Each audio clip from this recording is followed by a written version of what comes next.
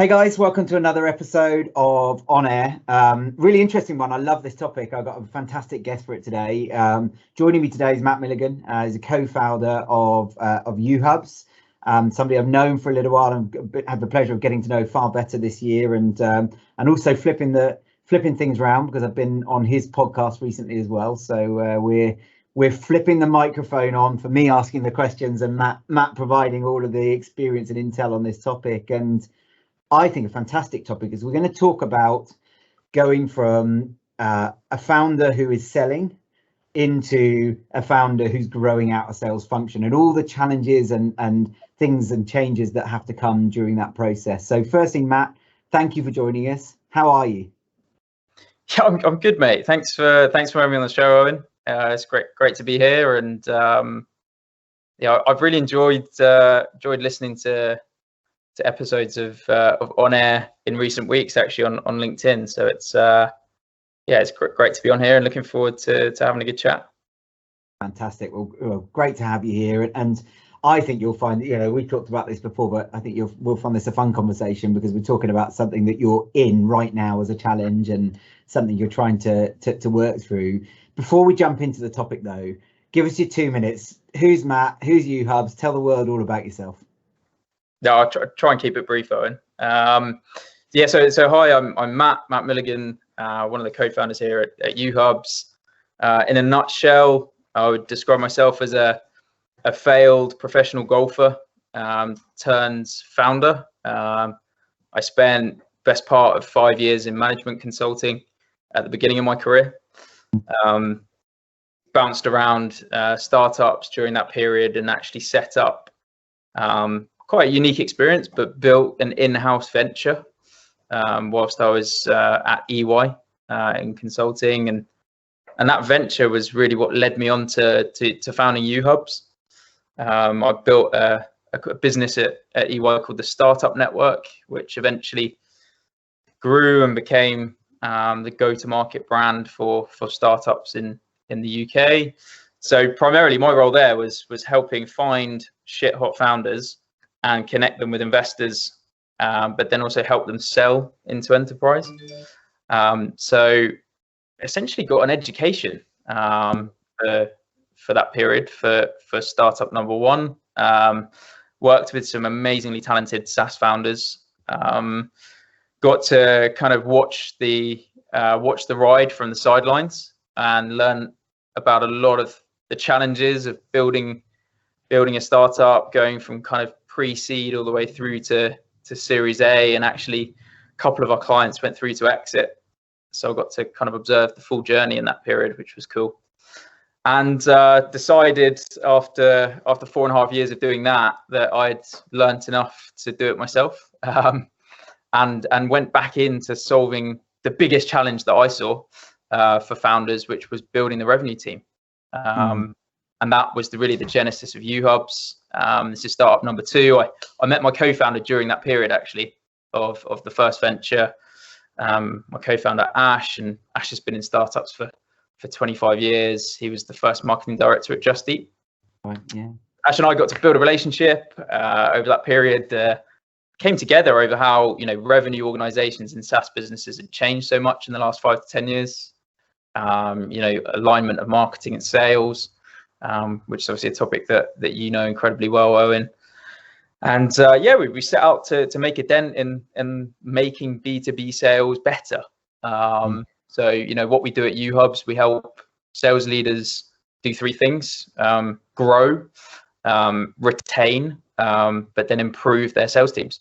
And we do that through what we call performance intelligence. So we're trying to build a new category in sales enablement. It's all about creating a new type of data set to visualize where reps are strong and weak. And then we have a pretty robust recommendation engine that helps managers close the gap by coaching their teams more effectively. Fantastic.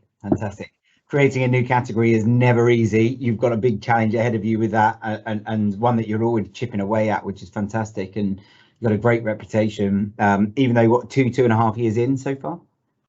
Yeah, 2.5 years in, I must admit, we for anyone listening out there who's kind of setting up on the side, I did that. So I negotiated when I was still in consulting to do 4 days a week. Yeah. 4 days a week very quickly became 3 days a week. And then it was kind of evenings and weekends on top of that, building the business, and did that for about 9 months and got us to pre-seed.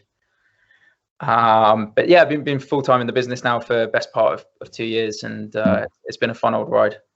Yeah, fantastic. Well, look, hopefully we can get some learnings, and it sounds like they won't just come from Uhubs, they'll come from all of the stuff that you've seen and watched from the sidelines and supported in your time at EY in consulting as well. So excited to get pluck some bits out of your brain and out of the years gone by. When you think about the first couple of years, try and give some context on where your new business has come from, what's happened, because I'm guessing a lot of it so far is people you knew in your network, people you've met along the road, reasonably warm, what you might describe as low-hanging fruits, that sort of stuff. Yeah, I'd describe, well, there's many words that I could probably use to describe the first couple of years of it, but I don't know if many of them would be child-friendly or suitable for the show. I'll have to put an 18+ certificate on this. There's a lot of words that I could use to describe. So I think it was Elon Musk that said being an entrepreneur is like chewing glass and staring into the abyss. And there's moments, like we all have days where it does genuinely feel like that. I guess there's a couple of things that I valued a lot. I mean, obviously, I took my time. I probably could have. I definitely had an urge to jump in to doing my own thing for proper much sooner, but I definitely bided my time. And I think that's a crucial piece, is to make sure that you feel right. You know, listen to your gut, make sure that you've got the right co-founder lined up, make sure that's a problem that you really care about solving, and make sure you've done your research on the market as well. Because if the market isn't there, you're going to have a really hard time getting traction. So those were kind of three things that I had as like high-level mental models that I used. But I definitely used my experience at EY and, you know, building a team for the first time and pitching to partners to get internal investment. And these were all great experiences that would be really helpful in running this startup. But ultimately, the biggest learning for me is that once you make the leap, there's nothing like doing it on your own. You probably got the same experience, right? And it's your baby. There's nothing that can fully prepare you for that experience. And yeah, you're absolutely right. I'm interested to think about your distribution of focus across the first couple of years, because there's a temptation to go all out on product, isn't there? All out on trying to get it right. There's a temptation to go all out on scale, get out, sell, build revenue, win clients. And of course, there's always a compromise because you're hiring people and that sort of stuff. And there's a temptation to go all in on culture and, you know, building out the team and those sorts of things. And then, of course, when you're trying to build towards raising funds, there's a requirement as well as a temptation to focus on fundraising, you know, and getting money. How would you apportion your time when we look at sort of sales and growing out revenue? How much of your time was in there versus doing other things? It's a great question. And so I'll be honest, we probably, in the first 12 months, we probably didn't get the balance right. And thinking about your question there, it probably depends a lot on the type of product you're trying to take to market and who you're trying to sell it to. Yeah. We really started off in the content space. So for us, you know, we had a hypothesis that there were skills gaps in sales teams. It was the role of a sales leader is incredibly hard and punishing. How can we make their lives a bit easier? How can we save them some time, make them more effective? But we actually started off trying to solve that problem through content. And we were like, let's do it through coaching, through on-demand content. And the data piece for us didn't actually come until about 12 months in. So one of the key pieces for us, I mean, if you think about if we had gone all in on product from day one, we would have had probably 12 months of not necessarily lost effort and work, but it definitely wouldn't have added much to where we are today. Whereas what we really focused on for the first 12 months was discovery, getting out to market, testing our assumptions with as many buyers as we possibly could for those first 12 months, and just to make sure that we were on the right track. We knew the market was there. Sales enablement was starting to ride a crest of a wave. I mean, you look at it's proliferating now with platforms like Gong and some of the big sales engagement tools raising $1 valuations now. But you look back 5-6 years ago, it was just starting. And you could tell that it was going to be a really exciting space to move into. But the temptation to jump into product straight away, for us, it was much more about discovery in those first 12 months. But the thing looking back that I'd probably change is we did a lot of discovery, but didn't do discovery with a commercial focus. So we weren't selling as much as we could have been early on. It's a hard thing to do because you don't have anything to sell. Yeah, really. But that said, we've proven that you can sell, you can close deals, you can have value to clients in other ways without having a fully fledged enterprise grade product. So looking back, it was literally like 90% discovery, speaking with as many prospects as we could, and then it was probably 5% sales, 5% product. I mean, the first version of our product, Ash and I put together ourselves on low code, no code tools. It wasn't until month 9 that we brought in a head of product to kind of help us evolve that. But I would literally put it as like 90% discovery, 5% product, 5% sales. Wow. And is that because that's where you were comfortable? You obviously felt there was a need for that, but it feels like there's a real overemphasis on that compared to what most people would do. Can you get to the bottom of why? Was that just where you felt it needed to be at the time? You talk about hindsight there, and maybe you would have done it differently. Yeah, I would have definitely got the revenue line growing sooner. But that said, we went to Silicon Valley before we even started the business. Really, as a bit of a team building exercise. We actually had a very romantic co-founder day out over the Golden Gate Bridge, hired out scooters, and it was. But we met with a load of big funds out there, and we were basically floating the idea of what we were trying to build. And one of the key pieces of feedback we got from there is that your pre-seed round won't be provided, or you won't raise your pre-seed round based off revenue numbers. It's going to be about you guys and the problem you're setting out to solve, and is the market big enough? So I think that was probably a forming piece of feedback for us. Interesting. And that meant that our next milestone was to get to that pre-seed round. Could we prove enough traction? Could we get enough validation for the market to get there? And then as soon as we closed that pre-seed round, the focus just flipped. It was really then all about revenue growth, and it was like, how as founders can we drag this thing from early inception to traction to a seed round, which is where we've got to now. Yeah, interesting. So I'm interested in the bit you said there, which is then we flipped to the revenue piece and started to focus more on revenue. As founders, you're the best people to be selling it in the early days. Of course you are, but more importantly, you're in and you're learning about what works and what doesn't work. What did you take from that period? What are some of the key learnings you got? Because I'm guessing you have moments like I did where you walk in thinking it's exceptional and somebody goes, that and that. You think, oh yeah, I hadn't thought about that. And all those sorts of things that you kid yourself with as a founder. So there's learnings, but I'm guessing also there were some fantastic things happening. You utilizing your network and working contacts that you had to try and get some early stage deals in. Yeah, the really formative book for anyone that hasn't read it is 0 to 1 by Peter Thiel. Because you are literally going from 0 to 1, and there's a lot of fun to be had there. You've got to be unbelievably scrappy. I mean, just to give you, not to go too far off topic, but to give you an indication of how scrappy we were during those first 12 months, we had a sniff of an opportunity with actually a university in Indonesia. They were looking at new technologies and new approaches they could bring into the university scene out there, and Southeast Asia is a really exciting market.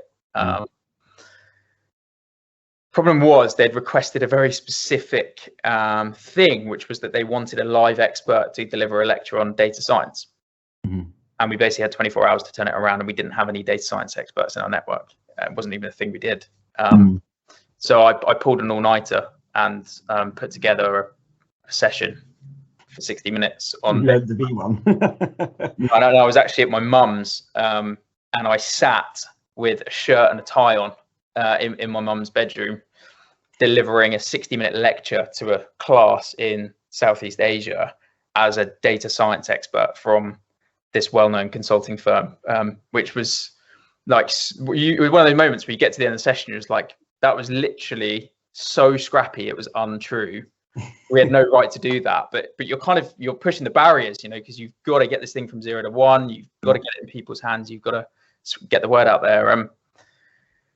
Some of the things we did, I mean, probably the hardest thing for us about the early stages is you have obviously no credibility and very little trust outside of your network. So really using that network for the first 10 to 20 deals is pivotal. And I think as a founder, like if you're a first-time founder who's doing founder-led sales for the first time, if you don't have any network, it's going to be really, really hard. So using those relationships in the beginning to test and build some kind of case studies and credibility, and then driving referrals off those once you'd proven that you could add value, has been really, really important, and it's something that we're continuing to do now. The second thing, so I'd say, like lack of network or lack of case studies is just a really hard thing to sell against because you're unproven.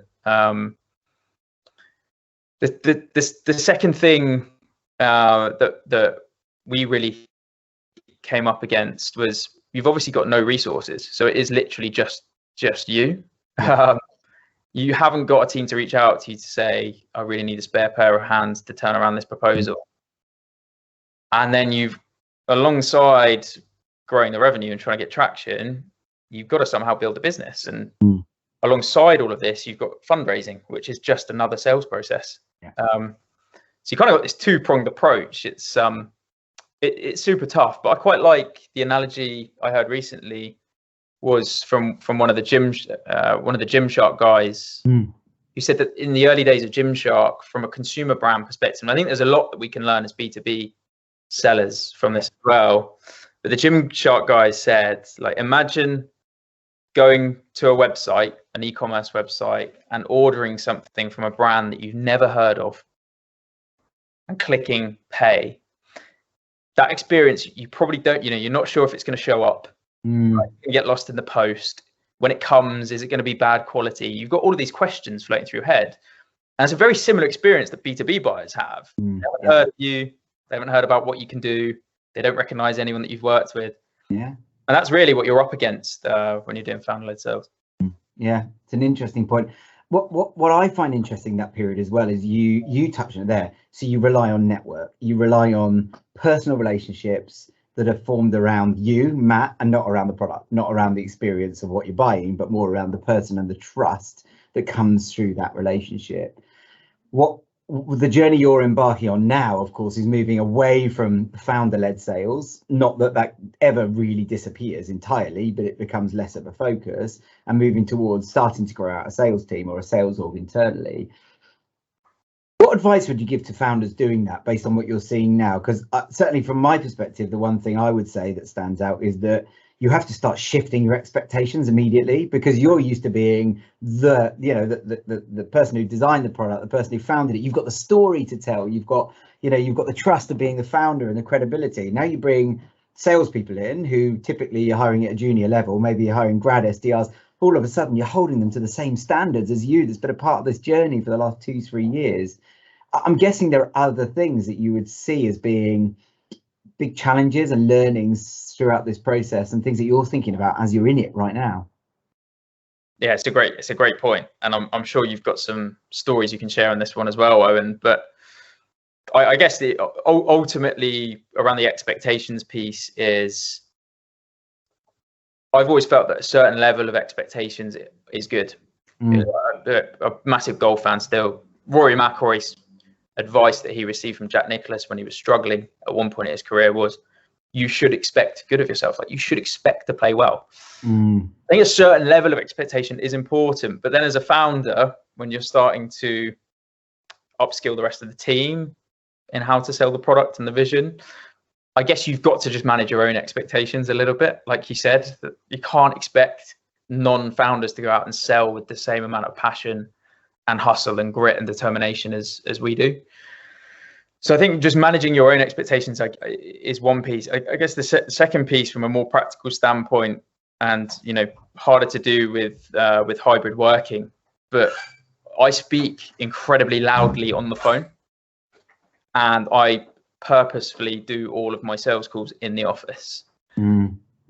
So hopefully it's working, but from a kind of absorption, just those sitting around me are kind of absorbing the way that we're selling, the way that we're handling objections, and trying to do that as much as possible. And actually, being able to bring everyone back to the office the last 6 months, I think has been quite valuable in helping us do that. But then I think the third thing is, you go from, as a founder, having absolutely no resources to then having some resources. You've got to learn to get good at delegation and letting go of that control, which is a really hard thing to do. Yeah. How have you found that? So when you think about the buying experience from your brand, you mentioned it earlier, you used the word your baby, which I think is a really interesting one. I hear that a lot. When you think about the brand or buying experience, you've been in control of that, haven't you? So people have come in and at some point have spoken to you or Ash or both of you or whatever, and they're in and you're in control. And, they get a good experience or a bad experience because of you, not because of anybody else. I found that as a founder, letting go of that and suddenly realizing that people might not get the same experience. Maybe that experience will be better in an ideal world, but probably more likely a lesser experience for a period of time as people are learning and getting forwards. I think now I'm probably the worst person to sell what we do over our colleagues, but certainly there's a period where you think, I know I can do that better because I'm the founder and I've got 2 years worth of selling this as experience. They're a month in, but I'm having to let go of that. That's tough. I'm guessing that's something that you really have to consciously be okay with and accept failure around and accept that it's just part of the process. What were your emotions when that happened, Owen? Like, how did you feel? Was it like anxiety? Or? Yeah, I think you probably could describe it at times as anxiety. I think, you've got goals, haven't you, as a founder, revenue goals, and you can, you build out enough predictability in a model to say, well, okay, 10% of the people I'm going to speak to, I'm going to sell to, whatever it might be. And all of a sudden there's a loss of control, and maybe that number turns into 5%. Suddenly you need twice as many coming in, and you realize that it's twice as hard to get to those figures now. But of course it evolves and improves over time. And the compromise with that, I guess, is that you get scalability and you get more predictability and you get less of a bottleneck and all that sort of stuff. But I think you're right. I think anxiety is a fair description, because you that stage where it goes from being your baby, all about you, into being a brand, a genuine brand, you're losing control over what that brand looks like. You start to influence it 90% or 80% or 70% rather than 100% or 99%. I don't know. What do you think? Yeah, right. Have you read any of Ryan Holiday's books? No, I haven't. Can be a little bit heavy. Good ones to read before bed, or maybe not. A great book called Ego is the Enemy,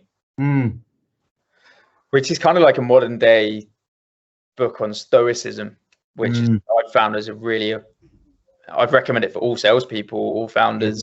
Stoicism is a way to deal with highs and lows throughout your life. Basically just it's a toolkit for how to deal with life. But in Ego is the Enemy, the premise of the book is that your ego is the thing getting in the way of all success. And he talked about something which I've always had a kind of visual of, which is a bell curve. And basically he says in life, you're always doing one of three things. You're at the bottom of the bell curve, trying to, aspiring to achieve. You're at the top of the bell curve when you've kind of achieved the summit, or you're on the downfall. And the ego stops you on the way up, tips you when you're at the top, and accelerates you on the way down. Interesting. So I think there is maybe a little bit of ego at play here as well. And it's like, maybe we need to, as founders, just check our egos at the door and accept the fact that the first senior sales hire is going to be infinitely better at selling than we are. For the next 12 to 18 months. But But that is a book that I'd highly recommend, that kind of model. And it's how can you remove ego from the process and become aware of where you are at any given point. And maybe when you get to the peak of founder-led sales, it's at that point where you need to bring in the whatever it is, hire them your sales or help them, bring in some external support. And then maybe you step back and you find your next peak. Yeah. I found it's interesting. So there's two things I'd say. One is there'll be different types of founders, of course. One is a sales-led founder who the ego will be there, and absolutely I fit into that category. And you've had some great sales success in getting it off the ground as well. So you kind of know you can do it. And then there's of course the founders who really don't want to be selling, but by the very nature of being a founder, they have to, and they probably wouldn't find that a problem at all. They're desperate, and it's immediately obvious that person's going to come in and be better than them from day one. So they probably don't have that challenge in the same way. I think you make a really strong point there around the ego piece, but also looking at the big picture. My way of handling that was very much around, I know this is for the longer term good. So you have to bite your tongue, stand back, not say things you would normally say, and have a strategy around that, because it's not easy, regardless of whether you say leave your ego at the door or not. We have emotions, don't we? And we have to manage them. And I think it's about going into that consciously, knowing that you're going to have to, and predicting it in the numbers and your expectations.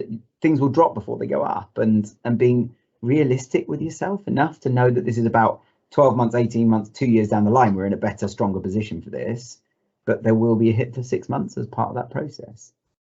Yeah, I think the other thing, just to add to that, is we're all guilty of trying to do it alone.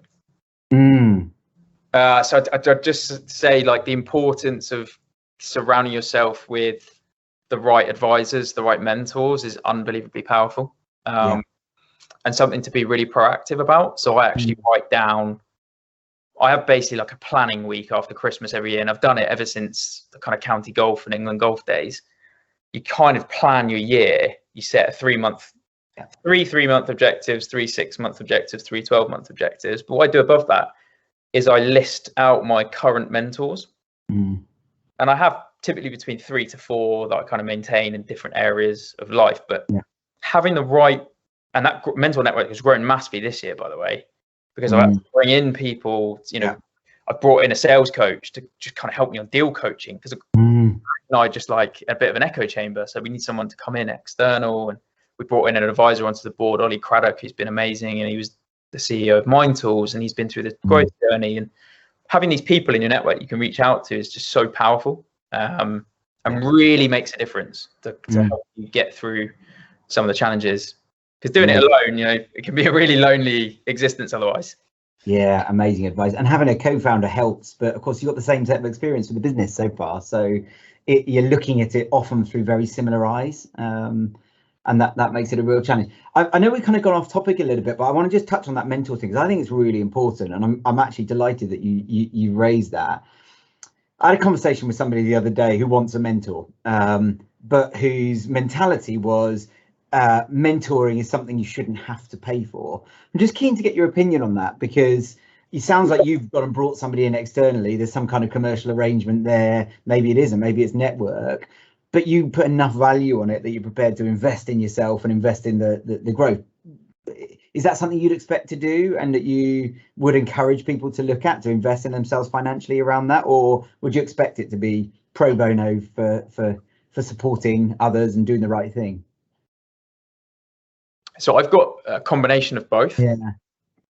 But I would say 2 of those are commercial, and 4 of my mentor group are non-commercial. What I'd say non-commercial ones is it is a relationship. So you have to nurture the relationship. You have to add value to the relationship, and it doesn't necessarily mean add value as in you have to do like reverse mentoring or anything like that. But there's small things, like one thing I've found worked really well throughout my career is, if you have a lunch, let's say you go for lunch with a mentor and you've managed to connect with this person and you've expressed coachability and they recognize that you're someone that's worth investing in, and they're willing to give you some of their time. So you go for lunch and they give you 3 amazing nuggets of wisdom, and they say, try these 3 things out.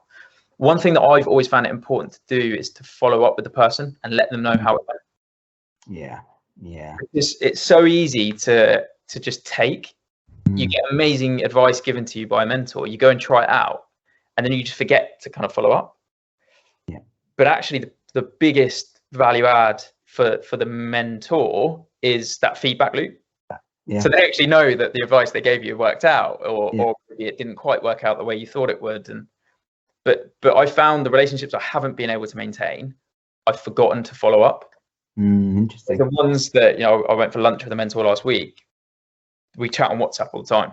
And we're now setting up a networking group together, and there's all sorts of stuff going on. So making sure you build the relationship and follow up with them, let them know how stuff goes. Don't just take from them. Really good advice. Thank you. I know it's a bit of a detour off of the topic, but I think it's a valuable one nonetheless. We haven't got a huge amount of time left. I just want to focus on the next 12 months for you, and maybe highlight some of the challenges and opportunities as you build out the sales org at Uhubs, because there's a strategy behind it. What I've admired in my conversations with you so far is you very much got a plan, and that plan's, you know, you're not working on a whim making decisions. You know where you're going, when you're doing it, what pieces need to fit in before you do the next bit, all that sort of stuff. So maybe you just give us a bit of context around some of the challenges that are coming up over the next 12 months, specifically related out to building out the sales org and scaling revenue, so that when we talk in 12 months time again, hopefully we can go, well, look at the growth and look at what we got through to get there. Yeah, I like that. That's a little bit of a kind of personal hook. You kind of put me on the line there to make that happen. So look, one of the things we did kind of early on in this process, I'd say kind of like mid-founder sales stage, we knew that we had a massive TAM, so a massive total addressable market. We knew that we were in a really hot market where a lot of investments flowing into it, both from investors and sales leaders. But the reason that we spent quite a lot of time before we built the product is we wanted to make sure that we built the right thing. There are a lot of players in the space, so we didn't want to just build a Me Too product. We wanted to take our time and make sure that we were building something that was unique. We spoke about category creation with performance, and that's really important. And then what we've done is, off the back of that, built a bottom-up model. So we've looked at, okay, what are the milestones? Let's work backwards. So, you know, in 3 years' time, if we want to be a 5 million ARR business, how many deals, at what deal size do we need to close in order to get there? And what does that look like from a total user perspective? What does that look like from a total logo acquisition perspective? And then we've worked back from that 5 year to 3 year to 12 month. And you know, I can tell you right now, we're sitting in, I'm in the studio in our office right now, but I've got 41 written on a whiteboard. Because we as a business have a goal to close 41 new logos in the next 18 months in order to get to our next milestone.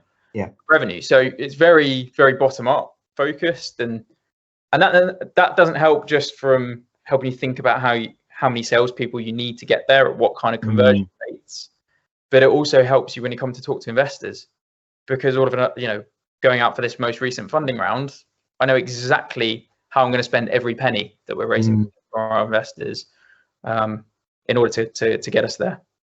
Yeah, interesting. It's a fascinating journey. I've admired you in a couple of the conversations that we've had recently around just the level of detail and the forward looking you're able to do. And it's almost like, there's my sheet of paper. It's all written out over the next 2-3 years, and I know what I'm doing next, and I'm following the playbook, versus what I think I see a lot of, which is that instinctive adjustment to a plan. And you know, I think of course there's an element of that, but I think maybe there's a little bit more filling in that people need to do before they set off at 100 miles an hour sometimes. And it sounds like the plan is very well set out within Uhubs. Yeah, like to quote Tyson, everyone has a plan until they get punched in the mouth. Plans always do constantly evolve and change. And the other thing I'd say on that point is, yeah, you know, we've got pretty good culture of discipline, and we're kind of constantly trying to coach the team to fall in love with the process, not the outcome. You know, we focus on having a good process. We do the right things. We do the simple things well. The results will take care of themselves. But you also can't procrastinate. Like as a founder, you don't have time. You've got to, you know, set your plan, but you have a really clear idea of what you're trying to achieve, how many deals you need to achieve. But then you've just got to go and make it happen. It's all about execution, and yeah, no, that's why it can be quite tiring. Yeah, it absolutely is. It's the highest of highs and the lowest of lows being a founder at times, isn't it? And you said it earlier, as an entrepreneur, it's like chewing glass. I can absolutely relate to both of those things. It is a difficult journey, but also such a rewarding one when you're able to look back, which no doubt you can do now on 12 months ago and go, wow, how far have we come? Yep. And again, in 12 months, you'll look back at today and go, do you remember when I was talking about us going and getting that 41? And 12 months, 18 months later, you go, right, the new number's on the board because the 41's gone. Yeah, that's those moments you have to just take a breath and realize what you've done. You like, and just to going back to your question, Owen, on the challenges, like I can comment on some of the ones that I think we'll experience. Yeah. Things like hiring the wrong senior sales leader, first hire, I don't know, going too aggressively after outbound, not thinking about product-led growth enough for the next 18 months. But I'm keen to hear from you. Like, what are some of the things you typically see seed to Series A founders get wrong as we build out these sales machines? Yeah, great question. I mean, I think the biggest one's sales culture. I see people get sales culture wrong. I see founders have the wrong expectations, chop and change 3-4 times before they realize that it ain't easy. And actually the problem isn't in what they've done, it's in their tolerance for failure.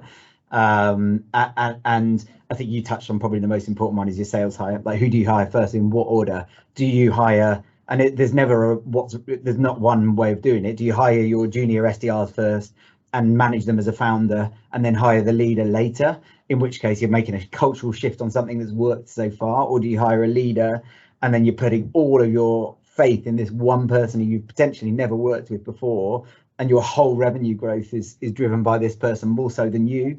And they define the culture and they define the people that they hire and those sorts of things. And that one it's easy to get right, but it's very easy to get wrong. But you can get it wrong in a moment and you can get it right in a moment, which is a big gamble, because of course the incremental stuff means that you can shift the leads.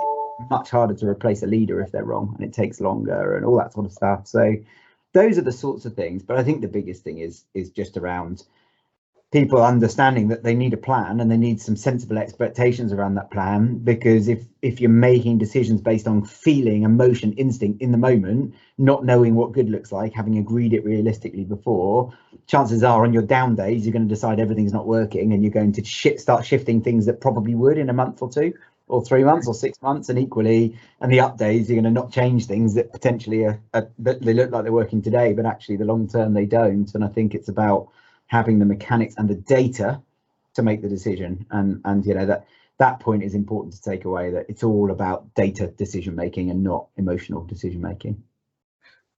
I'd like to ask you a quick question on that. Sure. Because we're flipping the interview. You can't help yourself, can you?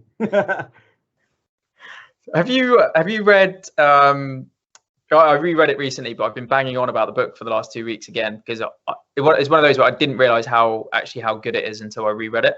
But Sales Acceleration Formula by Mark Roberge. No. So the answer is no, I haven't read it. I have read parts of it, but I haven't read the whole book. So Mark's got a chapter on the first sales hire. I'll be keen to get your thoughts on this. And he gives like 3 different examples. He gives an experienced sales manager, who's only ever worked in sales, as option 1. He has the A player who's been smashing quota, who you managed to lure over, but has only ever sold in a post product market fit company with a well-defined sales process and SDR team and inbound leads, etc. And then the third one he gives is a CRO who's been in enterprise in the industry you're trying to disrupt. And the fourth one he gives is a former founder who's got to Series A there or thereabouts. Which one of those 4 do you reckon Mark recommends that you bring in? Which one do I reckon Mark recommends? Hard to look past what I think I would recommend, but I don't know Mark well enough to know what he would recommend. I would like to think he'd recommend the options 1 or 4 and not 2 and 3. Yeah, nice. So he actually does them in that order. He says you should go for the former founder first, Yeah, I agree. They've got a record of yeah of selling. And then you should go for the sales manager second. Yeah, interesting. So I would say that the founder is like a real, it's a very, very rare thing to happen. If you find that, you're very, very lucky. It's unlikely that's going to be your strategy to go out and hire somebody, because there's going to come up few and far between, but it's real gold. I would have said, if you took the first 3 options before you got to 4, the first one will be my choice every time, and 2 and 3 would be things I'd be avoiding. If people can't go through the failure that a startup will inevitably see, or if they've not been through that, or they've seen perfection, enterprise level, everything's done for them, very rarely are they going to have the grit to get through the journey that you're embarking on now. So I'd rather have somebody with the attitude that can learn it alongside you, who's smart enough and who's going to go through that pain with you, holding hands along the way and making it easier for you, rather than somebody who's going to walk out as soon as it gets tough, which is what you tend to see with what you described as option 2 and 3 there. I must read that chapter by the sounds of things. Yeah, the whole book is class. But you got it spot on, the same as Mark. So maybe, Owen, you'll have to have a similar chapter in your book. Yeah, having time to write a book, now there's a whole other thing. We know that you've got a book coming up one day, Matt, that's for sure. Look, Matt, I think we've had a fantastic conversation. What I've really enjoyed is hearing your take on the mentality around this as well, and some great book recommendations there for people to go and take away from this as well. I wish you the best of luck over the next 12 months, 18 months in hitting that 41 target. I've no doubt you'll go on and absolutely smash that number. But also thank you for sharing your experiences and your learnings from the journey so far, and your observations on the market and what's happening around you as well. It's been a fantastic conversation. If people want to get in touch with you, with Uhubs, who should get in touch with you? Who should be using Uhubs, and what's the best way to get hold of you? Yeah, I appreciate it, Owen. Thanks for having me on. Really enjoyed the chat, and it's a really fun. I think we're really privileged and should be very grateful to be in the space that we're in right now.